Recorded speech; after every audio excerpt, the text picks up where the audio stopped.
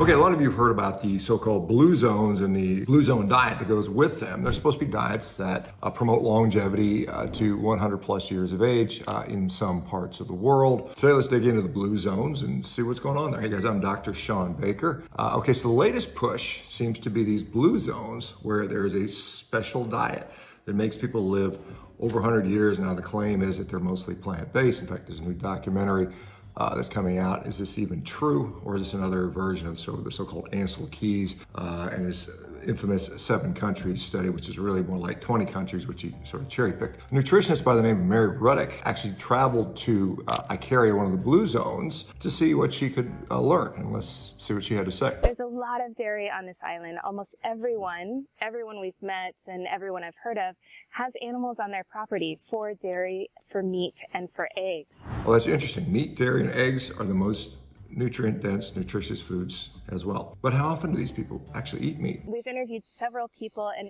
everyone has said they eat meat on a daily basis. These are not tourists. These are people that live here and have lived here generationally their whole life, and their parents and their grandparents, and they eat meat every day. She even reviewed a local menu in Icaria, one of the blue zones. Most of the appetizers are meat-based. You have chicken with sauce, sauteed pork, meatballs with yogurt dip, several different kinds of fried cheeses, tzatziki, which is a wonderful yogurt dish.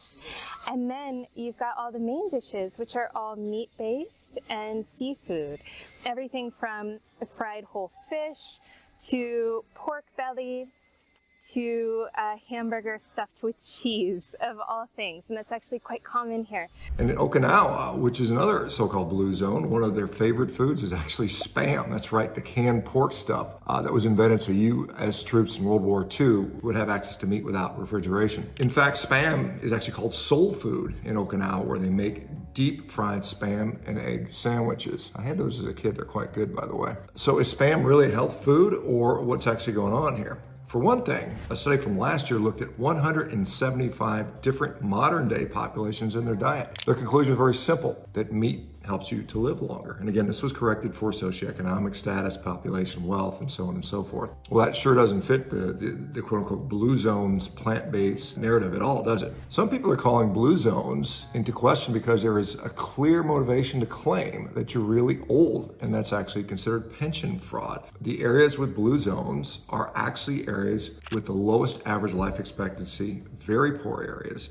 This has called into question whether there is even any truth to these actual claims. Back in 2010, the BBC did a report on how 230,000 Japanese people who were supposedly over 100 years of age went missing. The government found out that many had died a long time ago, as long ago as World War II. A recent study looking into the blue zones and focusing on pension fraud, they have noticed that there is a fall of between 69 and 82% of the number of people claiming to be over 100 years of age once a state birth certificate became a mandatory requirement. When they look at the association with the socioeconomic data, what they find is that these blue zones are associated with low income, short average life expectancy, and high crime rates. Well, what about in the US? Well, it's the same thing. When states transition to state mandated birth certificates, the number of supercentenarians, those over 110 years old, dropped by 80%. The research conclusion is that since poverty and short life expectancies are predictors of blue zone status, it is likely that people faked their age to receive pensions from the government. So what have we learned here? That the actual blue zones is more meat-based and certainly